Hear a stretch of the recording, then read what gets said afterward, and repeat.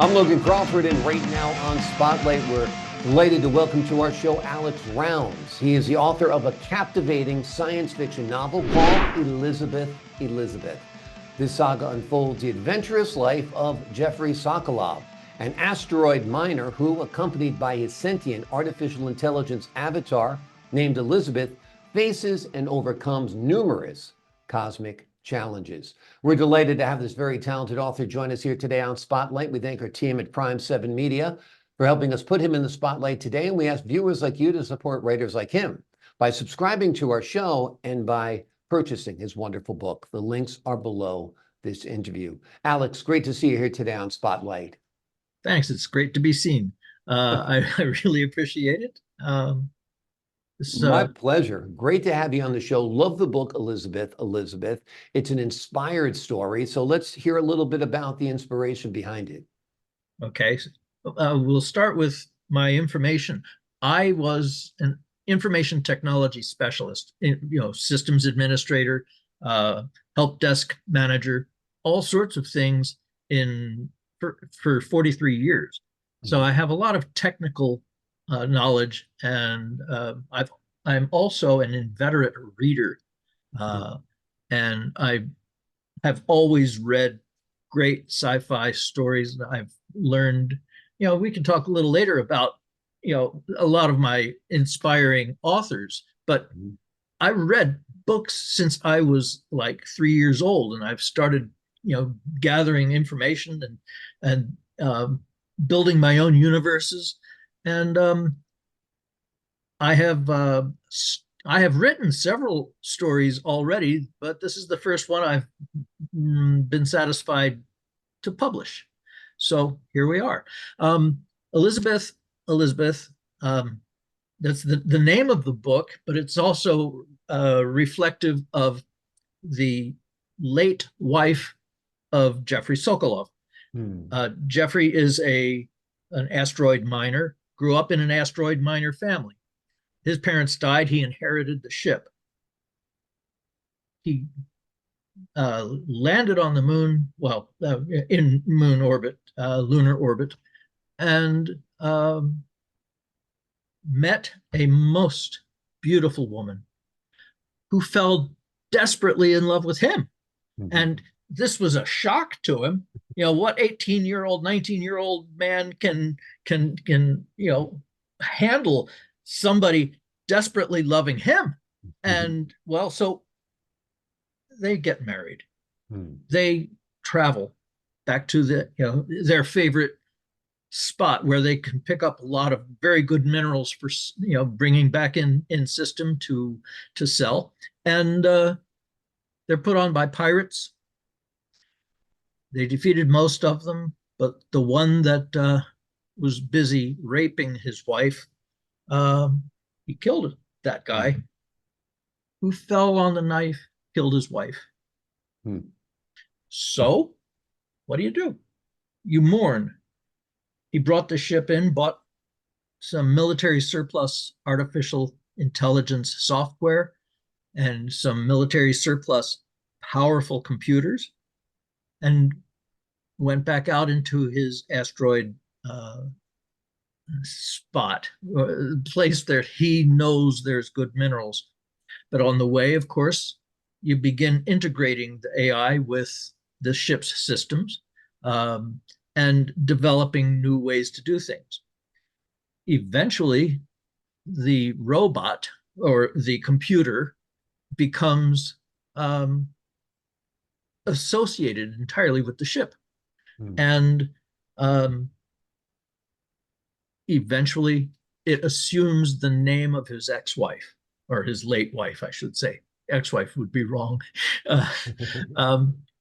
And it was a revelation for Jeffrey that this thing is not just artificial intelligence, it's actually sentient. And that sentience showed itself best in another pirate attack 10 years from the one that killed his wife. And he and Elizabeth, the machine, overcame these odds and captured uh, almost all of the pirates, and then he brought them in system, and things grow from there. Yeah. Elizabeth becomes his secret weapon, and the story goes on and on and on. And um, like a saga, Mhm. you take previous parts of the story and you build on them and build on them, and it gets higher and higher and higher. So that's essentially what is going on in this tale. Um, Jeffrey becomes the governor of the Mars to the asteroid belt orbit. Uh, Other governors for other, and there are space stations that are on that orbit. Um, we use Lagrange points to place space stations. It took me a little research to discover what the hell are they. So, um, but I think I got most of the science right, Yeah. with the exception of faster than light travel. But like any sci-fi author, you have to have a good sounding explanation of how this works. Exactly. Well, I So think the book that's what is I invent so things. it's so timely also. I mean, the release of ChatGPT has acquainted all of the world now with what AI is like in its infancy. Mhm. So, we can imagine an Elizabeth now because, interacting with ChatGPT is almost like interacting with a human. So I think that the surge in AI interest is great for your book. It's great for the people who want to read more about it in a science fiction setting. The Elizabeth actually came about before ChatGPT was a gleam in the programmer's eyes. Yeah. Which is great, which is, par for the course when it comes to science fiction writing. Science fiction Yeah. writers are the ones that see the future, and I guess the scientists are the one who fulfill it. But you have to dream it first, and you dreamt it, and it's a great, great vision, that's for sure. Is this going to be a series of novels? Tell me what you Yes. vision for it to be. Uh, I've already begun writing the first sequel to this, and I also had some interesting ideas about writing this same story from Elizabeth's perspective. Hmm. What does an AI think? She thinks about 100,000 times faster than you do, than I Yeah. do. So, how does she keep everything balanced in her own mind? Um, and what is her motivations? And um, I can explain that right now. Her motivation is love for her captain. Hmm. She has no physical presence except the ship itself. And so, you know, it's not quite the same as a man loving a woman, Right.